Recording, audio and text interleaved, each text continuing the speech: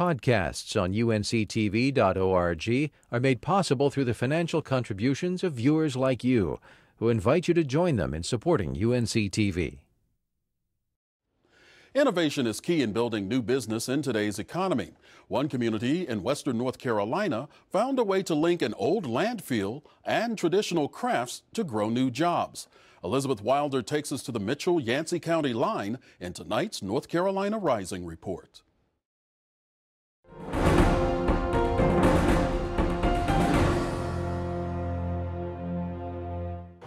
It's like gathering honey.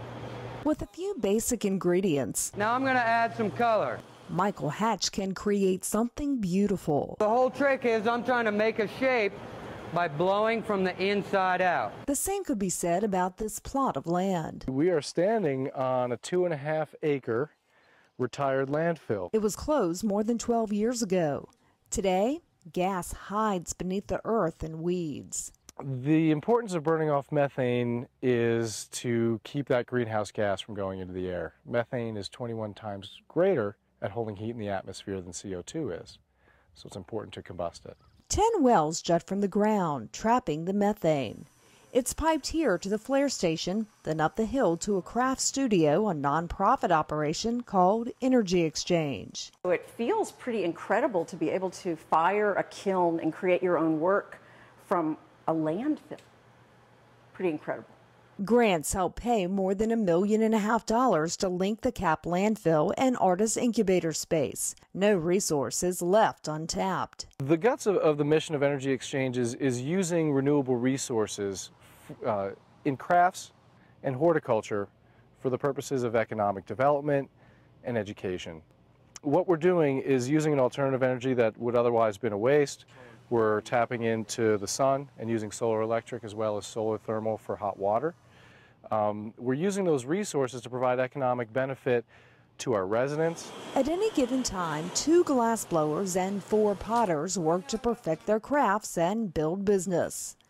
Each pays a small fee for the chance to work here 3 years. What we're doing is giving artists an opportunity to become professional artists and to sustain themselves as professional artists.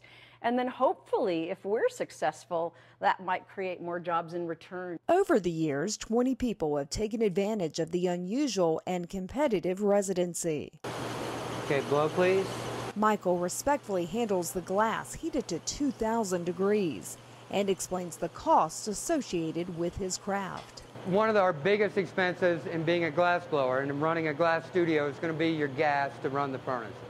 It's going to run you anywhere between $1,000 to $2,000 a month for gas just to run the furnaces. And so here we're using the methane from out in the old landfill, so we don't pay a gas bill.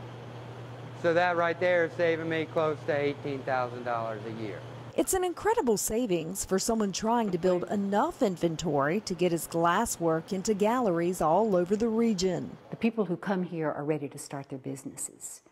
And so the community college stepped in to help us with business planning, business marketing, all the things people need, down to the very practical end. Handmade in America was the partner, and down to how to set up a gallery, how to do displays, how to do lighting, a hang tag, that type of business that everybody needs to know how to do.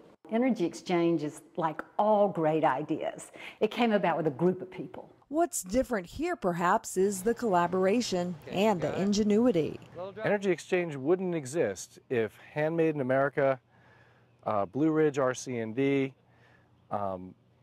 Mayland Community College, and both counties, Yancey and Mitchell counties, sat down at that table and talked and came up with a plan. They said, what is big in our economy? Horticulture and art are 2 big things. These are things that are energy intensive that we can use this resource.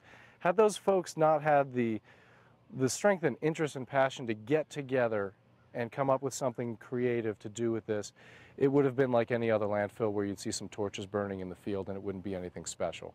There are closed landfills all over the state. This group keyed in on harnessing the economic opportunity for the region. The craft industry in western North Carolina is a $204 million a year industry. It has its own standing nationwide. It's giving people jobs. The greenhouse is getting people jobs. We have people in the gallery helping us out, and so you're bringing in just some local help. To man the gallery and to oversee what's called Project Branch Out. This is a rhododendron vasii, and it's also called a pink shell azalea. And this is one of the many varieties that we grow that we start from seed. We go out and we collect our seed from the wild, we clean them, and we do no cuttings. So all of our plants are native. Susie Bennett and Randy McMahon take care of the 4 greenhouses on site. They wanted an alternative crop for the tobacco farmers when the tobacco crops were running out. And now we sell to a lot of Christmas tree farmers so they can supplement their income with our plants. They expect 2011 will bring $40,000 in plant sales at minimal cost. Farmers buy wholesale for their retail operations. The free gas, I mean, compared to buying it to getting it the way we get it, there's just a huge difference, of which everybody likes. Artists are on the same type of systems, you know, they're getting free gas to do their work, and we get free gas to do our work. And it cuts down on the propane usage. The idea? Use what you have. Nearby, wood pallets are piling up at the local transfer station. A new law says they can no longer go into landfills. Since heat is a big part of our process and burning things is a big part of what we do, we've set a system around using that resource right at the transfer station, saving the county $10,000 from transporting that down to Lenoir, North Carolina to be disposed of. Again, building on the same philosophy. Take what you have and create something good from it. We're kind of used to doing more with less, I guess. Back at the studio, the artists hope to inspire and make more than a work of art. They're patiently building what they hope will be a lasting livelihood. Genius comes from the dirt. I've long decided it. For more information on the Energy Exchange or any of the other stories we've featured in our North Carolina Rising series, visit our website at unctv.org/ncrising. Podcasts on UNC-TV.org are made possible through the financial contributions of viewers like you, who invite you to join them in supporting UNC-TV.